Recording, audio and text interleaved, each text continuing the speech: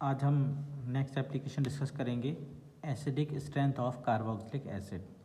जैसे कि आप सभी जानते हैं कि कार्बोक्सिलिक एसिड जो ग्रुप होता है क्या होता है, वो आपका RC double bond OH group. तो जो जितनी जल्दी यहाँ से H पॉजिटिव आयन डिस्प्लेस करता है, बाहर निकालता है, वो उतना ही ज़्यादा स्ट्रॉन्ग क्या होगा, आपका एसिड होगा। तो अब क्या होता है, यहाँ पर सब्स्टिट्यूएंट जुड़े हो सकते हैं, R भी हो सकता है, कोई इलेक्ट्रॉन विड्रॉइंग ग्रुप हो सकता है, रिलीजिंग ग्रुप हो सकता है, इनका इफेक्ट देखा जाता है। तो मैं डिस्कस कर रहा हूँ, मैंने एक ग्रुप है आपका RC, देखिए मैं आपको पूरा दिखाता हूँ। ये C double bond OH, S मैंने सब्स्टिट्यूएंट माना है। यहाँ जैसे R है, यहाँ कुछ और भी सब्स्टिट्यूशन हो सकता है। तो सब्स्टिट्यूएंट दो तरीके के हो सकते हैं, या तो इलेक्ट्रॉन को अपनी ओर खींचेंगे या इलेक्ट्रॉन को देंगे।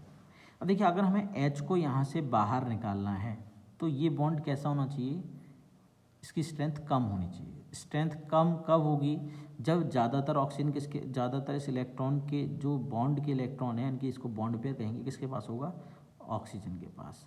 और ऑक्सीजन के पास ये कब जाएंगे इलेक्ट्रॉन, जब जाएंगे जब यहाँ पर इलेक्ट्रॉन डेंसिटी क्या होगी, कम होगी। पहली चीज़ समझने आती है कि ऑक्सीजन पर इलेक्ट्रॉन डेंसिटी पर हाइड्रोजन का निकलना और रुकना निर्भर करता है, डिपेंड करता है। तो ये अगर एस कोई इलेक्ट्रॉन रिलीजिंग ग्रुप है, इलेक्ट्रॉन रिलीजिंग ग्रुप माने प्लस आई इफेक्ट ग्रुप है, तो जैसे ही एस अगर इलेक्ट्रॉन रिलीजिंग है, प्लस आई इफेक्ट है, तो ये इलेक्ट्रॉन देगा। तो यहाँ से इलेक्ट्रॉन चेन के साथ ट्रांसफर होकर ऑक्सीजन पर इलेक्ट्रॉन डेंसिटी को बढ़ाएंगे। अगर इलेक्ट्रॉन डेंसिटी को बढ़ाएंगे तो ऑक्सीजन इस बॉन्ड के इलेक्ट्रॉन को अपनी ओर नहीं खींचेगा, क्योंकि इसको ज़रूरत नहीं होगी, पहले से इलेक्ट्रॉन रिच से और ज़्यादा इलेक्ट्रॉन आ चुके हैं इसके पास। तो हाइड्रोजन इतनी इजीली यहाँ से नहीं निकलेगा। तो मैंने ये दिखाया यहाँ पर कि अगर इलेक्ट्रॉन रिलीजिंग ग्रुप है तो increase electron density on oxygen atom पर इलेक्ट्रॉन डेंसिटी बढ़ाएगा, इसलिए make difficult to release H positive ion, इसलिए यहाँ से हाइड्रोजन आयन को निकलने में डिफिकल्टी होगी। ठीक है। ऑन द अदर हैंड, अगर ये सब्स्टिट्यूशन एस जो है आपका ग्रुप इलेक्ट्रॉन विड्रॉइंग होगा, like -I effect group NO2CnF negative, तो ये इलेक्ट्रॉन को अपनी ओर खींचेगा। इन दैट केस इलेक्ट्रॉन को जैसे ही अपनी ओर खींचेगा तो उस कार्बन पर इलेक्ट्रॉन को कमी होगी, तो कार्बन को इलेक्ट्रॉन कौन देगा, आपका ये ऑक्सीजन देगा। ठीक है। तो यहाँ इलेक्ट्रॉन डेंसिटी कम हो जाएगी ऑक्सीजन पर, फिर ये इलेक्ट्रॉन को अपनी ओर खींचेगा। जैसे ही खींचेगा, इस बॉन्ड की स्ट्रेंथ क्या होगी, कम, और हाइड्रोजन यहाँ से बाहर चला जाएगा।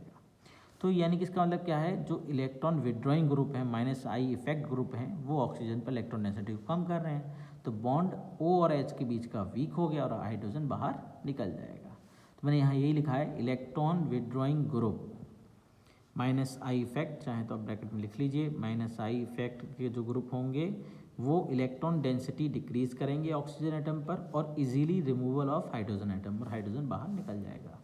यानी कि इसको थोड़ा मैं और अगर समराइज करूं तो मैं आपको बताना चाह रहा हूं, देखिए इसमें आप देखिए नीचे मैंने एग्जांपल लिखा है कि इलेक्ट्रॉन विड्रॉइंग ग्रुप है, अगर ये R, यानी कि जहां मैं S मान रहा था ऊपर इसको, तो क्या होगा, इलेक्ट्रॉन विड्रॉइंग -I इफेक्ट है, ऑक्सीजन पर इलेक्ट्रॉन डेंसिटी कम होगी, हाइड्रोजन जल्दी निकलेगा, तो एसिडिक कैरेक्टर बढ़ जाएगा। बट अगर ये electron releasing +I effect group है तो इलेक्ट्रॉन देगा, ऑक्सीजन पर इलेक्ट्रॉन डेंसिटी बढ़ेगी, तो एसिडिक कैरेक्टर इसका डिक्रीज होगा, यानी कि एसिडिटी डिक्रीज कर जाएगी। कुछ हम एग्जांपल लेते हैं तो आपको ये और क्लियर हो जाएंगे। अभी देखिए, जैसे ही मैं एग्जांपल ले रहा हूँ, ये आप देख रहे हैं, एग्जांपल है आपका CH3 CH2 C double bond O और OH। तो देखिए ये इलेक्ट्रॉन देने वाला ग्रुप है, राइट।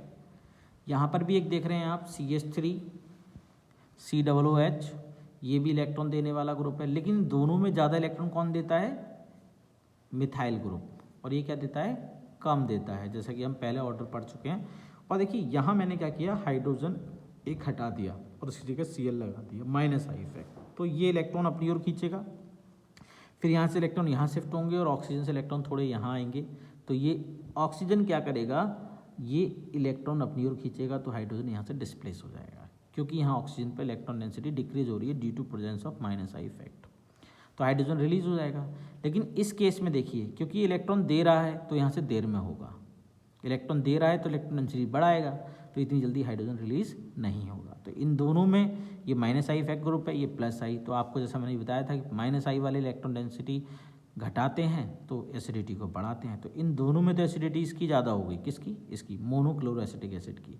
बट इस केस में आप अगर देखेंगे तो ये इथाइल ग्रुप है, ये इलेक्ट्रॉन डेंसिटी ये भी बढ़ा रहा है लेकिन इससे बहुत ज़्यादा बढ़ाएगा। तो ये ऑक्सीजन एटम, इन दोनों ऑक्सीजन एटम में अगर हम कंपेयर करें तो यहाँ पर इलेक्ट्रॉन डेंसिटी ज़्यादा होगी एज़ कम्पेयर टू दिस, समझ आया?